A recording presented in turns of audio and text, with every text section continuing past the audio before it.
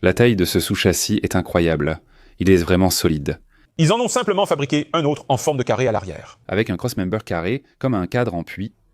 Si vous regardez ici, les tuyaux en angle sont superposés et soudés. Vu d'en haut, on a couvert les deux côtés avec deux pièces en D. Si vous regardez ici, il y a un cadre en bas et un autre cadre recouvrant au-dessus. C'est incroyable. D'habitude, on voyait ce genre de choses sur les low arms, n'est-ce pas? Pour assurer la rigidité, mais ce sous-châssis aussi a été fait comme ça. Oui, tout est bien solide et entièrement recouvert ici. C'est vrai?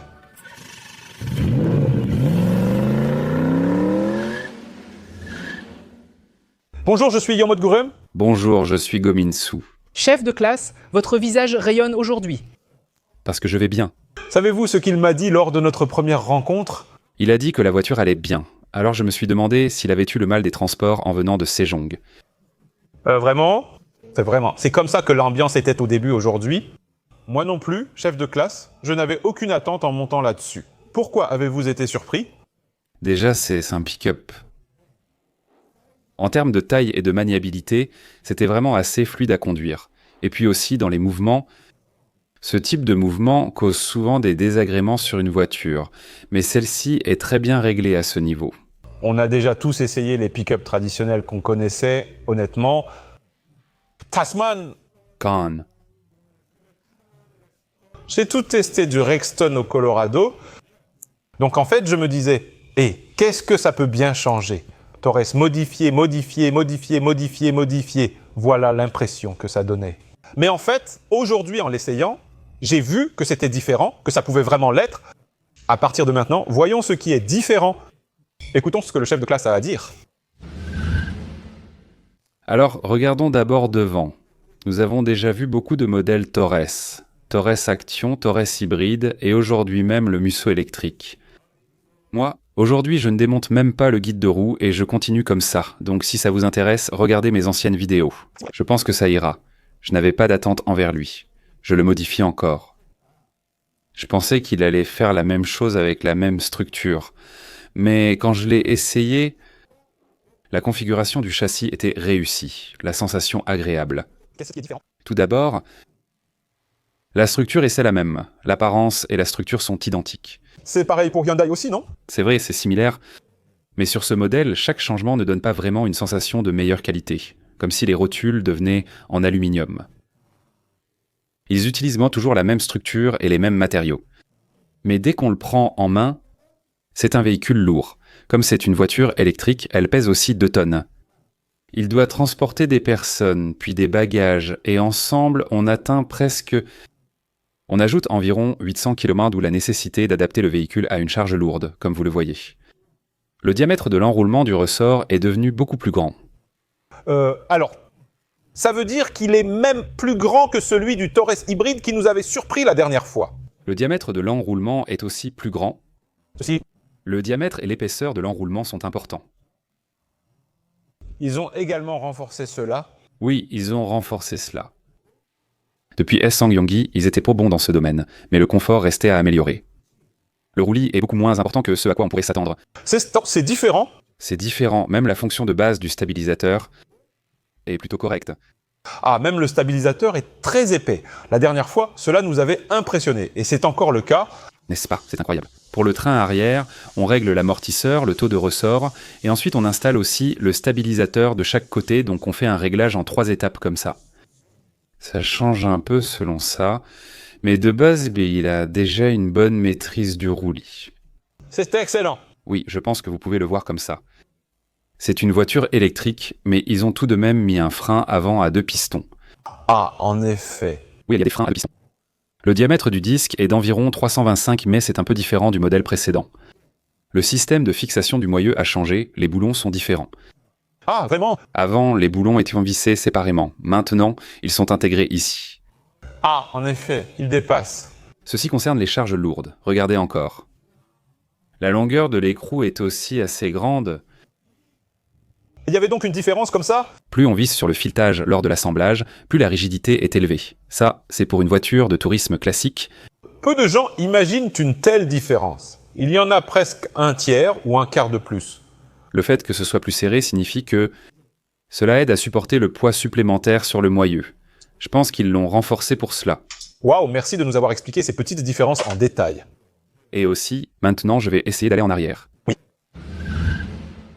L'arrière est un peu différent. À l'arrière, c'est un peu différent des Torres ou Torres hybrides habituels. Une suspension entièrement multibras a été installée. Plein? Non, qu'est-ce que ça veut dire plein? Si c'est une suspension entièrement multibras, La suspension entièrement multibras se trouve à l'intérieur du berceau. La structure multibras du châssis est entièrement connectée, sans bras de guidage longitudinal.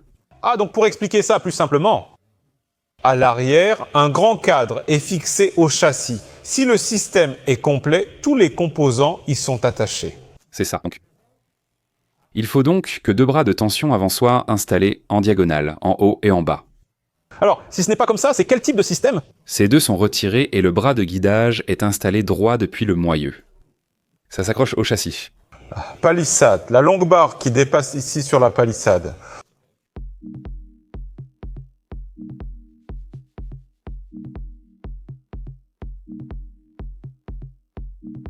C'est la méthode la plus courante. Cette méthode est maintenant utilisée sur les véhicules à traction avant. On obtient ainsi un intérieur plus spacieux. Tout cela présente des avantages. Oui, il y a des avantages. L'angle auquel le pneu adhère maintenant à la route, ainsi que la tenue de route diminuant légèrement, mais ici, il n'y a pas de bras de suspension en diagonale. 2 bras de tension en diagonale assurent une meilleure stabilité. Alors, la voiture qui permet d'expliquer ce système le plus simplement. C'est la Genesis qui utilise cette structure. Et Les voitures électriques comme la Ioniq 5 et l'électrique de 6 utilisent aussi cette structure. donc, seule la plateforme E, Global Modular Platform de Hyundai et les véhicules Genesis utilisent cette méthode. Pas les véhicules à traction avant de Hyundai. Ainsi, c'est la seule Torres à employer ce système. Oui, tu te souviens, on avait dit que l'arrière donnait une bonne impression en conduisant. C'est ce qui nous a excités aujourd'hui. On a dit que l'arrière était bien. Comme c'est un pick-up, on pensait que ce serait juste dur et simple. Mais en fait, une fois monté dedans, le confort à l'arrière est aussi pas mal. Cette méthode a été utilisée, mais j'ignore si elle vient de KGEM ou vise à exploiter le système de propulsion de BAKD. Je ne sais pas s'ils ont coordonné cette méthode, mais en tout cas, c'est bien. Waouh, c'est impressionnant. Donc, j'attends un peu de confort de conduite, même dans un pick-up. Lors de l'essai routier, le chef d'équipe a déclaré ceci. Le véhicule sur lequel nous avons travaillé aujourd'hui est une Ioniq, passant de la Ioniq à la Ioniq N.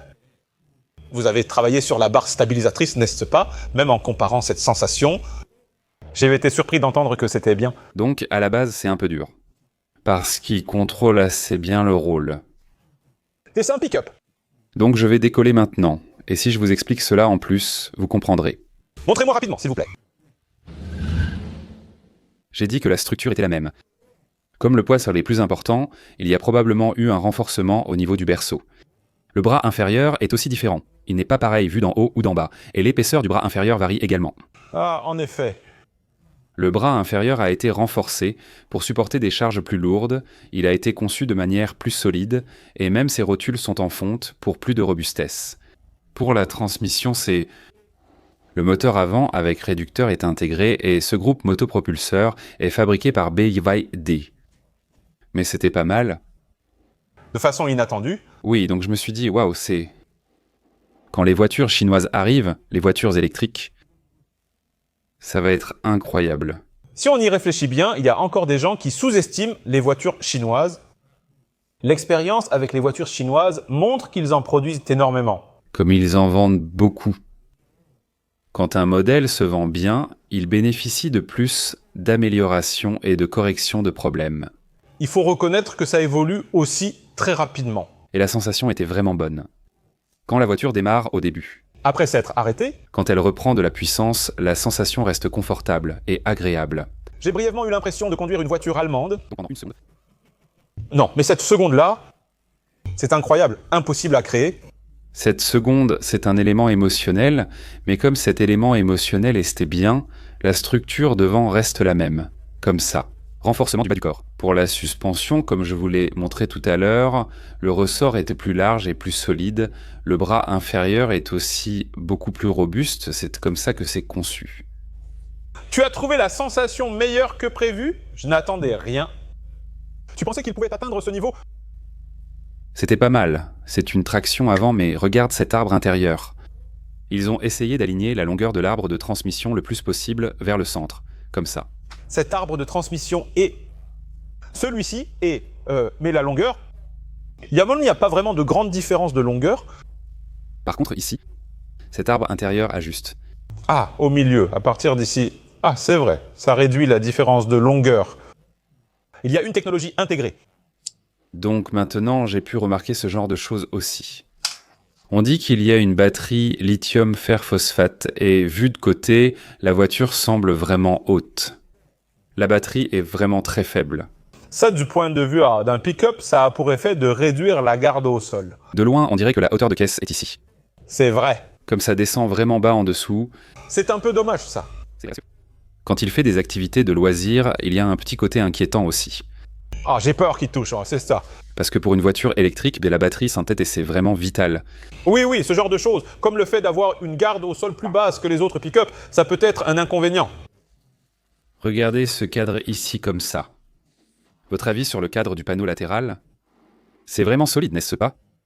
Ils en ont encore ajouté ici. Là, c'est pour renforcer encore une fois afin que le membre ne bouge pas. Et dans le cas de ce cadre de panneau latéral, il est très solide et supporte bien le poids du véhicule. L'étanchéité est excellente. Ça, SsangYong le fait très bien depuis l'époque SsangYong. Et maintenant, venez par ici un instant et touchez ici. La main gauche ici. Waouh.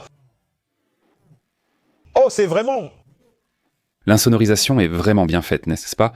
Depuis l'époque de SsangYong jusqu'à maintenant, avec KGM, SsangYong a toujours été doué pour ça. Le Rexton, puis la gamme Torres... Certains pensent que cette partie sert à absorber le son. Eh bien... Quelle était la différence? Il absorbe le son puis isole des vibrations. Plus précisément, c'est un renforcement du châssis. Ah, ça aussi. Ce silicone est appliqué sur le cadre en acier non pour empêcher l'eau, mais comme liaison. On parle de collage pour renforcer la rigidité du châssis. Comme ça. Si on ajoute une couche sur une grande surface... Avec un traitement anti-poussière, la tôle vibre. Ça réduit ce genre de choses grâce à un bon traitement anti-vibration. C'est vraiment très bien fait. Il faisait déjà cela très bien à l'époque de SsangYong. Je vais jeter un coup d'œil à l'arrière. Non, ça c'est nouveau. Je regarde à l'arrière. C'est incroyable. Ah oui, je commence tout juste à comprendre ce que le chef d'équipe vient de dire. La taille du sous-châssis arrière, elle est incroyable. C'est vraiment solide. Ils en ont simplement fait un autre carré à l'arrière. Avec un cross-member carré similaire à un cadre en puits. Si vous regardez ici, en superposant chaque tuyau en D, j'ai couvert les deux côtés du haut avec deux pièces en D. Comme vous le voyez, il y a un cadre en bas et un autre dessus. C'est incroyable. D'habitude, on voyait ce genre de choses sur le bras inférieur, n'est-ce pas, pour assurer la rigidité. Mais ce sous-châssis aussi, ils l'ont fait comme ça. Oui, c'est vraiment solide. Ici, ici, ici, tout est recouvert comme ça. C'est vrai, regardez ça. En ce moment, ce morceau en forme de D est inséré à l'intérieur et il y a une autre couche par-dessus. Faites de même avec celui-ci, puis appuyez là où il faut soutenir la force. Y en a-t-il d'autres? Renfort d'angle sur la zone porteuse.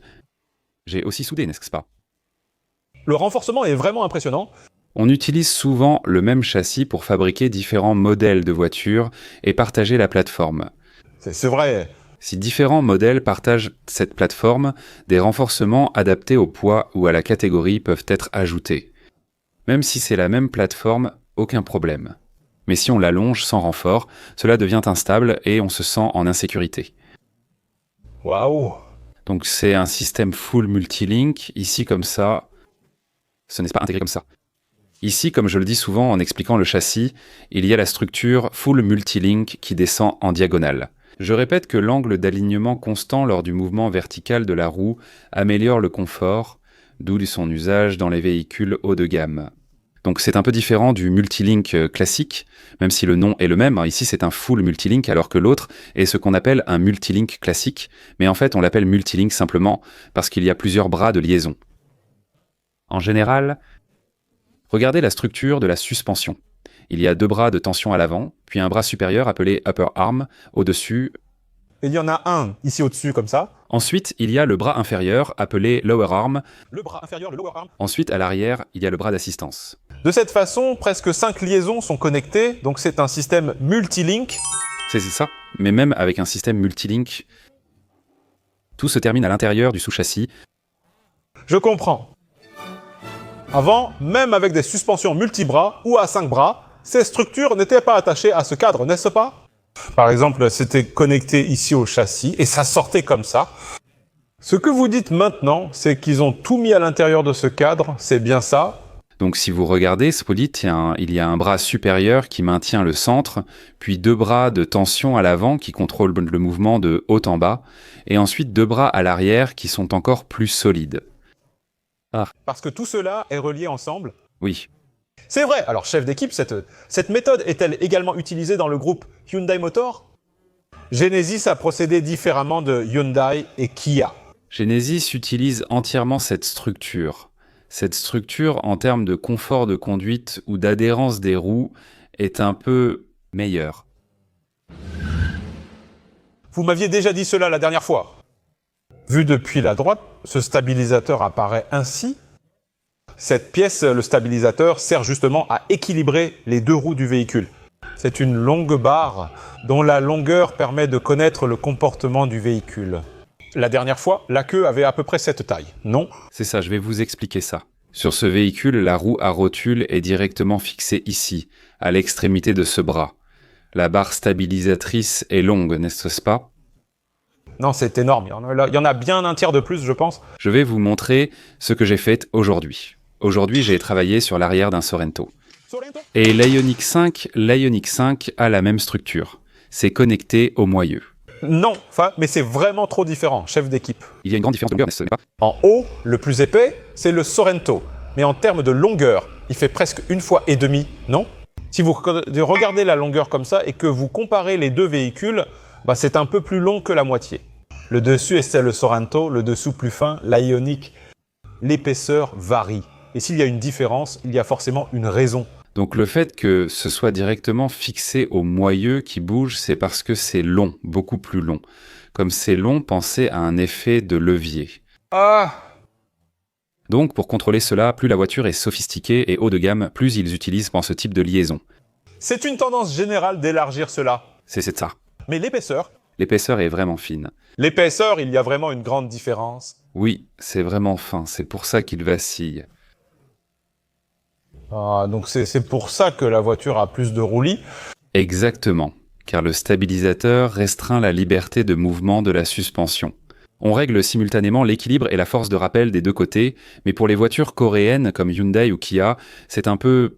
plus doux. Ils préfèrent quelque chose de plus doux. Du coup, ils relâchent beaucoup les réglages. Ce qui m'a surpris aujourd'hui, c'était lui. Le cadre à suspension multibras dont vous parliez a été appliqué. Et en plus, cette barre stabilisatrice a bien maintenu le tout du début à la fin. Donc ce qu'on a ressenti... Le mouvement n'était pas mauvais. C'est quoi ça? Même le grand Colosse appréciait l'an dernier à cette structure. Oui, c'est vrai, chef de classe. La structure elle-même s'enfonce profondément à l'intérieur. Donc comme vous pouvez le voir, ce véhicule est quand même un pick-up. Donc il peut transporter 500 kg à l'heure. C'est pour ça qu'ils ont renforcé ici aussi. C'est impressionnant, vraiment impressionnant. Ils ont aussi renforcé ici, ils ont fait des renforcements. Et puis ce véhicule existe aussi en version 4 roues motrices. Donc pour la version 4 roues motrices, il faut mettre un moteur ici. C'est ça. Un moteur électrique devrait être installé à l'endroit mentionné précédemment. Il y a aussi le support auquel le moteur sera fixé. On verra ça lors de la prise en charge du véhicule 4x4. Mais contrairement à ce qu'on pensait, même si on parle habituellement de véhicules modifiés, l'arrière a été vraiment beaucoup renforcé. Il a été vraiment beaucoup renforcé. Et si on regarde ici, le cadre principal est aussi très solide.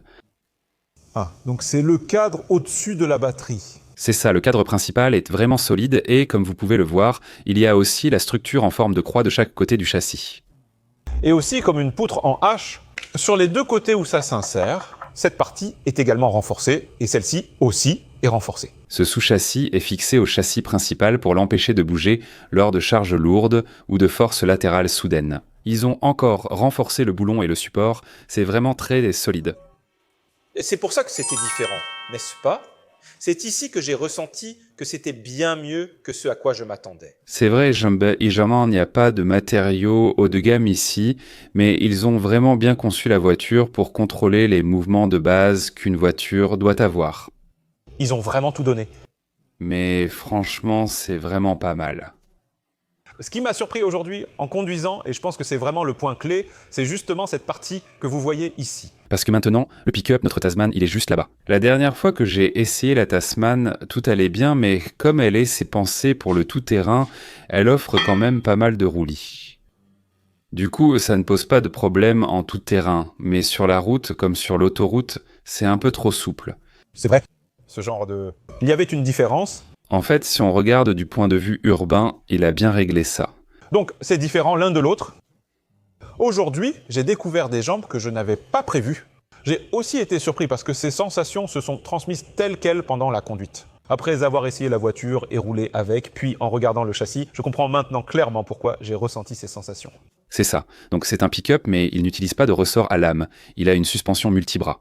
Si on regarde les voitures comme la Pali, la Sorento, la Santa Fe, après avoir un peu roulé, l'arrière s'affaisse toujours. Ce modèle a déjà agi pour résoudre ce problème. Si vous regardez le ressort à l'arrière, il est vraiment épais pour supporter de lourdes charges. Il a à peu près l'épaisseur de mon doigt. C'est impressionnant. Donc, ils ont bien pris en compte ce genre de choses lors de la fabrication, et c'était bien. Il ne reste plus qu'une chose pour le Musso électrique, n'est-ce pas ? Maintenant, s'il s'avère que la durabilité et les petits problèmes sont bien maîtrisés, je pense que ce sera vraiment pas mal. Oui, chef d'équipe, aujourd'hui, j'ai aussi essayé la voiture. Et puis, je n'arrive toujours pas à m'habituer à dire Musso électrique. Noxia.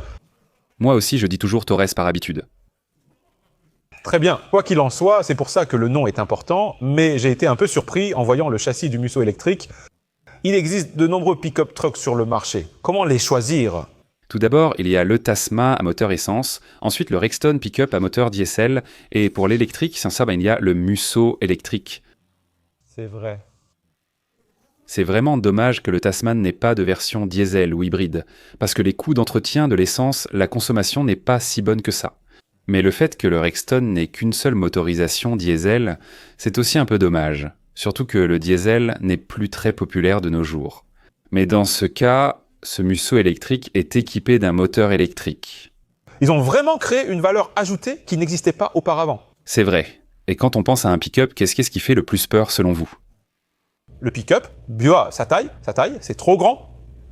Non, il ne faut pas penser comme ça. On se dit que, comme c'est un modèle intermédiaire, il doit être de la taille d'un Carnival. Mais pas du tout.